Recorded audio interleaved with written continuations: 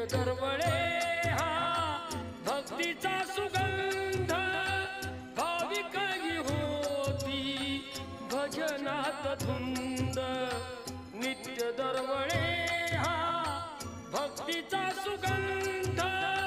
भाविकही होती भजनात धुंद कानी येती गोड अभंगाचे सूर कानी येती गोड अभंगाचे सूर असे क्षेत्र आहे ते पंढरपूर असे क्षेत्र आहे ते पंढरपूर